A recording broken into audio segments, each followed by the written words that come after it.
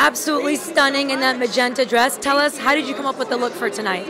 I love fashion and I love clothes and I own way too many, so it was kind of, I don't know, easy but not, because I end up bringing like every dress I own and then I can't decide. But yeah, I just thought it would be nice to have a bright, fun color.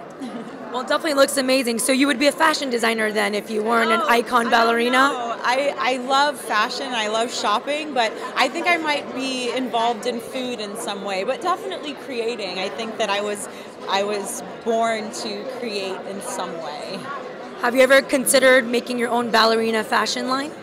I do have a dancewear line. It's called Egal. I also have, I'm starting on my third inspired by line with Under Armour. So we already have 2 that are out. So I've been a part of that design process. So I'm definitely, I have my hands in a lot of things, and it's exciting that all of them lead back to ballet in some way.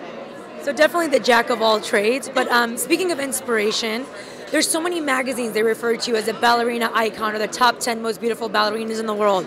How does that feel? Like, I can't imagine. Like, tell me your thoughts on that.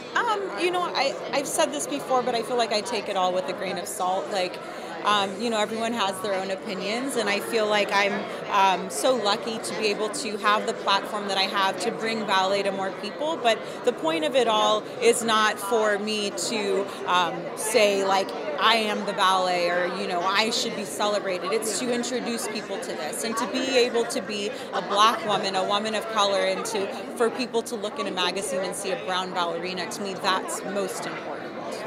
And actually, I saw your Instagram post. You had a doll made after you. Yes.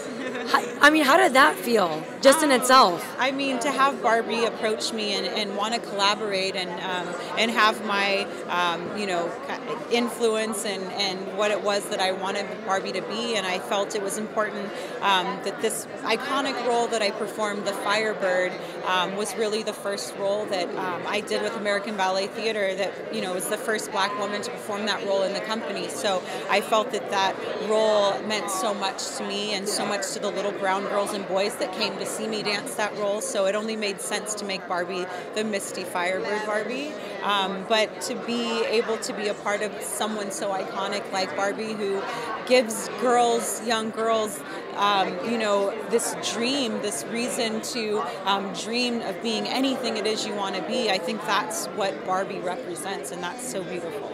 Yeah, absolutely. And as a young girl myself, and I'm sure we played with dolls. Yes. And going that far back, if you could go back in time, what advice would you give yourself as a young girl that you know now?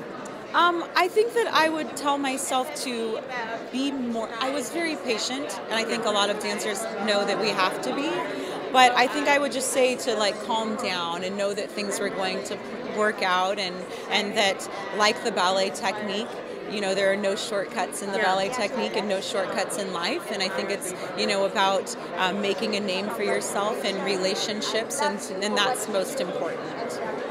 I've actually seen one of those memes, you know, where they show like one foot's a ballerina shoe and the other foot shows what it takes to be a ballerina.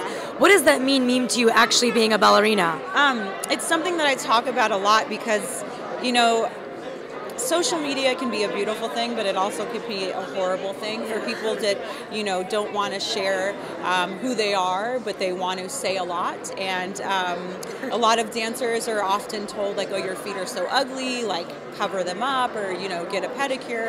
And to me, like, I'm so proud of that armor that I've built on my feet. I've worked a lifetime so that I can dance on point for 10 hours at a time. So it's a beautiful thing to me, and it's not something that I'm ashamed of, and I'm showing my toes tonight, and I am proud of all the hard work I've put into to do what I do. If you weren't a ballerina, what do you think would be your second job choice?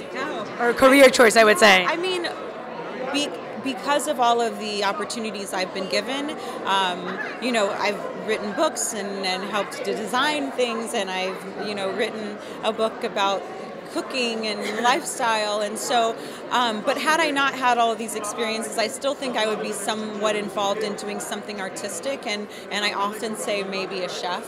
I really love food, and I love that process. I think it's so relaxing but yet still creative.